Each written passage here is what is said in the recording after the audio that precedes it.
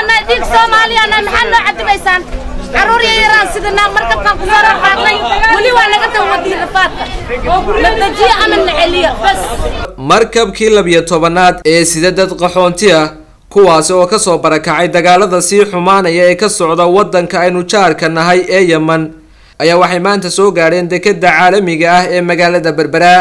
dadkan oo ay tiradoodu dhan tahay ilaa 41 qof oo isugu jira dad u dhashay Somaliland Soomaaliya iyo dalka ay dagaaladu naafeeyeen ee Yemen sida ay noo xaqiijiyeen dadka qaxoontiga ee markabkani uu sido ayaa waxay noo sheegeen inay markabka soo raaceen ka hor intii aanay xukuumadda Somaliland soo saarin go'aanka ay ku diiday inay qaabisho dadka qaxoontiga ay ka soo barakacaya dagaalada ka socda wadanka Yemen ee u dhashay wadanka Soomaaliya wasiirka dib u dejinta Somaliland Ali Saeed Reegal oo maalmihii la soo dhaafay socdaal shaqo ku joogay magaalada Berbera ayaa waxa wasiirku si qoto dheer uga hadlay go'aankaasi ay xukuumaddu ku mamnuucday dadka qaxoontiga ay ka soo barakacay dagaalada ka socda wadanka Yemen isagoona farta ku goday wasiirku kaliya inaanay xukuumadda Somaliland qaabili doonin dadka qaxoontiga ee u dhashay wadanka Soomaaliya xukuumadda Somaliland go'aanka waxay ku joojisay dadka Soomaaliya ee ka imanaya Yemen ee qaxootiga go'aan buu ahaa ay xukuumaddu qaadatay sababta loo qaatay ee loo joojiyana ma aha xumaan loo qabo waa dad aan walaalnahay waa dad aan wada dhalanay waxaan nahay laba dawladood oo jaar ah sideed Yemeniina iyo inta kale hal qoys oo Soomaaliya iyo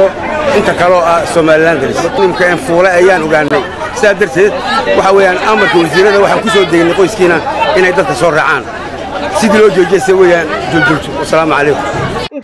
dadkani oo aanu yana markabka dushiisa ku wareysanay ayaa ku dacwoonayay inay yihiin dad Soomaaliya oo dhiban aan loona eegin gobolka ay ka soo jeedaan balse loo naxariisto waxaana hadaladoodii kamid ahaa أنا ديك Soomaaliya أنا محل عد بيسان عروري يران سيدنا مركب كان كسر حاطين ولي وأنا قلت ودي رفاقة لتجي أمن عليا بس إنسان ربانيك أنا برضه Soomaaliya waxaa saaqay محل كلا ساريسان كونفور Soomaaliya كل واد Soomaali hadii ka saarsan hada أنا برضه Soomaaliya waxaa Soomaaliya أنا ما أوصل أنت واصل عنا 106 حوين 100 ما خانا كجرنا عروتي وأنا قحمون صنطاي ماشي أنا نوعد بيسان أنا وهايسنا وعيالي أنا Soomaali أنا شو الغدا كله إنه Soomaali معلي يقول دي أنا كده مركب أنا Soomaali كفر هذا وما وصعوا كفر Soomaali شيء وعن رب رعية رجالسنا عيال كوكرسو أنا عطسنا يا مدام Soomaali أنا وذنا هاي إن للتجيو أو عن بلسنا كدبنا أنا وعن مال رأسنا ما حالقنا دي وإحنا قابلين يسجلين حتى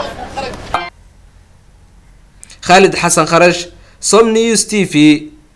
مقالة بربراء.